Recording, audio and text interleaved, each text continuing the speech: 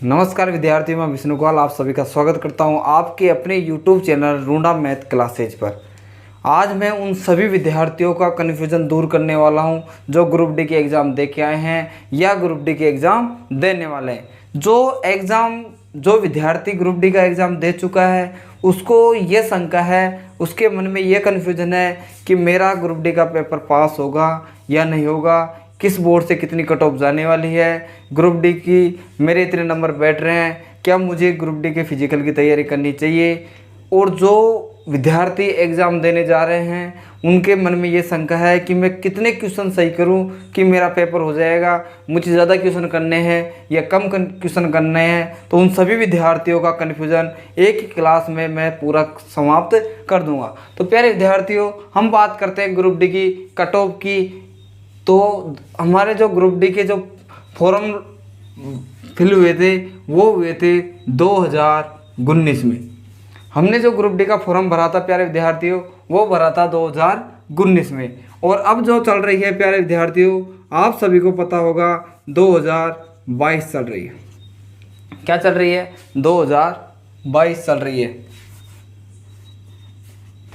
प्यारे विद्यार्थियों। हमने जो फॉर्म भरा था वो भरा था 2019 में और अभी चल रही है 2022, यानी कि लगभग 3 साल का जो समय है वो अंतराल हमारी जो फॉर्म फिल हुए थे और एग्ज़ाम लगी है उसके बीच में समाप्त हो चुका है या बीत चुका है। तो हम बात करें कि जो कट ऑफ है वो क्या रहेगी, इस 3 साल में क्या परिवर्तन हुआ जिसके कारण कट ऑफ बढ़ेगी या घटेगी। तो प्यारे विद्यार्थियों, अगर हम ऐसे सोचे तो हम कहेंगे कि 2019 से जो बच्चा तैयारी कर रहा था वो 2022 तक यानी 3 साल उसने अगर अब अच्छी तरीके से पढ़ाई की है या वो 3 साल लगातार भी अगर पढ़ता है तो वो आराम से ग्रुप डी में 100 में से 80-85 क्वेश्चन वो कर सकता है। अगर इस हिसाब से हम देखें तो हमारी कट ऑफ है वो 75 से 80 के बीच में रहेगी। लेकिन प्यारे विद्यार्थियों, ऐसा कुछ भी नहीं है। इस 3 साल में जो इंटेलिजेंट विद्यार्थी थे जिन्होंने ग्रुप डी का फॉर्म भरा था वो कहीं ना कहीं जॉब लग चुके हैं या किसी के पारिवारिक स्थिति खराब होने के कारण वो प्राइवेट जॉब के अंदर चला गया है। इसलिए जो ग्रुप डी के जो विद्यार्थी थे जब 19 में जब फॉर्म भरा के में आए थे तो 1.18 लाख विद्यार्थियों ने ये फॉर्म भरे थे प्यारे विद्यार्थी, यानी कि 1.18 करोड़ विद्यार्थियों ने फॉर्म भरे थे। और हम जब एग्ज़ाम देने जाते हैं, एग्ज़ाम हॉल की जो हम जानकारी लेते हैं तो हमें पता चलता है इनमें से मात्र 40% विद्यार्थी ऐसे हैं, 40 या 45% ऐसे विद्यार्थी हैं जो एग्ज़ाम देने एग्ज़ाम हॉल में पहुंच रहे हैं। तो वो जो विद्यार्थी हैं 50 से 55% जो विद्यार्थी हैं वो विद्यार्थी ऐसे हैं जो परिवार की स्थिति खराब होने के कारण या किसी कारणवश एज आवर होने के कारण वो किसी कंपनी या प्राइवेट सेक्टर में काम करने लग गए हैं, यानी कि उसने ग्रुप डी के एग्ज़ाम को छोड़ दिया है।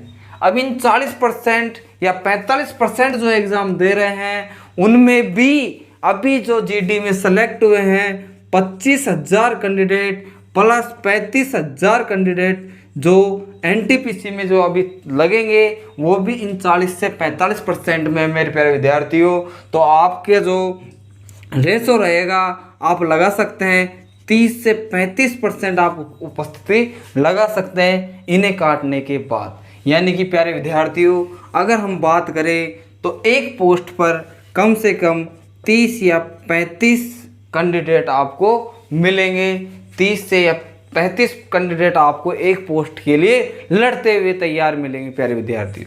इन्हें आप आसानी से पिछाड़ सकते हो। और पेपर का जो लेवल देखा जाए, जो पिछले ग्रुप डी की अगर हम बात करें तो उसमें हमारे जो फॉर्म फिल हुए थे वो कम से कम 1.80 लाख यानी कि 1.80 करोड़ फॉर्म हमने पिछले ग्रुप डी में इतने कैंडिडेटों ने भाग लिया था। और उसमें से जब वैकेंसी थी मात्र 62,000 और हम बात करें प्यारे विद्यार्थियों तो हमारी कट ऑफ जो रही थी जनरल की वो 70 के आसपास रही थी। कई बोर्डों पर 70 से ज़्यादा तो कई बोर्डों पर 70 से कम रही थी। और एससी अगर हम ओबीसी की बात करें तो 67 के आसपास रही थी। एससी की बात करें तो 63 के आसपास रही थी। और 60 या 61 के लमसम अपने एसटी की कट ऑफ रही थी। तो प्यारे विद्यार्थियों, मैं सभी बोर्डों की एक साथ कट ऑफ बता देता हूँ। अगर हम इन उपस्थिति और पेपर के लेवल की बात करें, पिछले साल जो पेपर का लेवल रहा था, इस साल जो पेपर का लेवल रहा है और उपस्थिति की जो रही है, पिछले साल जो हमारी उपस्थिति रही थी वो 60 से 65% रही थी। यानी कि जो विद्यार्थियों ने फॉर्म भरे थे उनमें से 60 से 65% विद्यार्थियों ने एग्जाम में भी भाग लिया था प्यारे विद्यार्थियों। और इस बार मात्र 40 से 45% विद्यार्थियों ने एग्जाम में भाग लिया है। और जो 60,000 विद्यार्थी हैं वो अभी सेलेक्ट होकर जॉब ले चुके हैं। और वो इस जॉब को छोड़कर आपकी ग्रुप डी को नहीं लेंगे, वो इन्हीं जॉबों को अपने साथ रखेंगे या इन्हीं में ज्वाइन करना पसंद करेंगे। तो प्यारे विद्यार्थियों, अगर मैं बात करूं सभी बोर्डों में, अगर हम जनरल कैटेगरी की बात करें तो इसमें जो कट ऑफ रहेगी वो 65 के आसपास रहेगी। यानी अगर जनरल कैटेगरी में हो, अगर आपके 65 के आसपास नंबर बन रहे हैं तो आप फिजिकल की तैयारी कर सकते हैं। आपको जनरल यानी कि मेरिट लिस्ट तक आपको कोई नहीं रोकने वाला है। अगर मैं ओबीसी की बात करूं प्यारे विद्यार्थियों, अगर आपके 63 के आसपास नंबर बैठ रहे हैं तो आप फिजिकल की तैयारी कर सकते हैं। अगर मैं एससी और एसटी की बात करूं तो आप एससी के कैंडिडेट हैं, अगर उनके 58 के आसपास नंबर बैठ रहे हैं, 58 से 1-2 नंबर कम हो या ज़्यादा हो, तो प्यारे विद्यार्थियों आप देर ना करें, आप फिजिकल की तैयारी करने लग जाए। और एससी वाले जो एसटी के प्यारे विद्यार्थी हैं वो 53 के आसपास उनके नंबर बैठ रहे हैं, तो आपके मेरिट तक की मैं गारंटी लेता हूं कि इन कट ऑफ के अंदर आप क्वालिफाई कर जाओगे। और आपको फिजिकल की तैयारी करनी चाहिए, आपका पेपर 100% क्लियर होके जाएगा। और जो बोर्ड के अभी एग्ज़ाम नहीं हुए हैं वो विद्यार्थी अगर बोर्ड के एग्ज़ाम ग्रुप डी का पेपर देने जा रहे हैं तो आपको ध्यान रखना है आप कौन सी कैटेगरी में, क्या आपकी कट ऑफ रहने वाली है, तो उस हिसाब से आपको परीक्षा देनी है। तो अगर आप एससी का कैंडिडेट हो या जनरल के कैंडिडेट हो तो आपको 60 से जनरल कैटेगरी वाले को 65 से 70 क्वेश्चन करके आने हैं। आपको बिल्कुल भी रिस्क नहीं लेनी है, जो क्वेश्चन आपको आता है वही करिए प्यारे विद्यार्थियों। नेगेटिव पर जाओगे तो आप जो सही करके आओगे उसको भी आपको गलत करार दिया जाएगा। अगर आप ओबीसी के कैंडिडेट हो तो ओबीसी वाला कैंडिडेट, अगर आप 65 क्वेश्चन भी करके आते हो, अगर आपके वो सही है तो प्यारे विद्यार्थियों आपको ग्रुप डी की सीट आपको इस बार तुरंत जरूर मिलेगी। और अगर आप एससी के हो तो आप 60 क्वेश्चन भी करके आओ प्यारे विद्यार्थियों। अगर आप 60 क्वेश्चन भी करके आते हो तो आपका सिलेक्शन 100% है, आपके सिलेक्शन को कोई नहीं रोक सकता। और अगर आप एसटी में हो तो आप 55 क्वेश्चन करके आओ प्यारे विद्यार्थियों।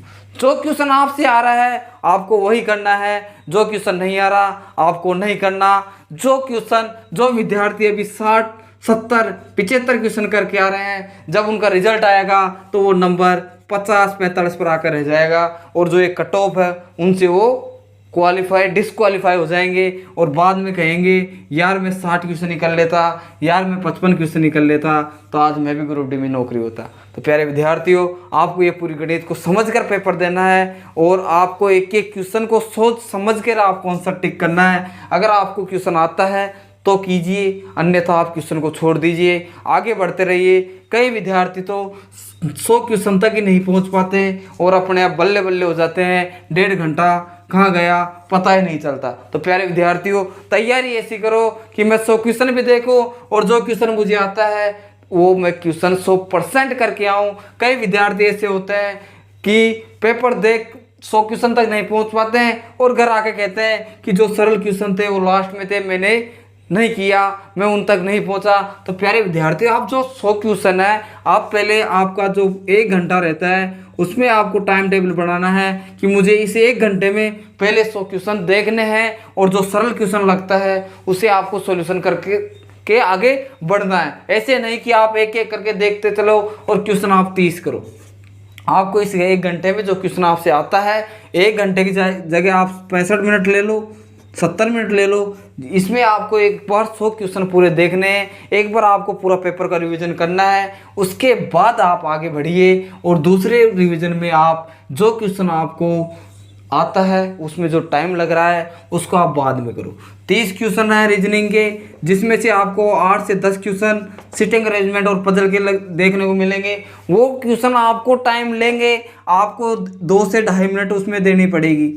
तो आप इन क्वेश्चनों को बाद में करो, पहले क्यों कर रहे हो? आप पहले 20 क्वेश्चन रीजनिंग के कर लो, मैथ के जितने आ रहे हैं वो कर लो, साइंस के जितने आ रहे हैं वो कर लो, जीके जो आपको याद है वो कर लो। उसमें आप 50 से ऊपर पहुंच रहे हो और सेकंड राउंड में आप ये 10 क्वेश्चन आपने छोड़े थे उनको आप आसानी से करो। प्यारे विद्यार्थी हो, अगर आप 60 से 70 क्वेश्चन करके आते हो और अगर आप नेगेटिव नहीं करके आते हो तो इस बार आपकी नैया पार हो जाएगी और ग्रुप डी की जॉब आपको मिल जाएगी।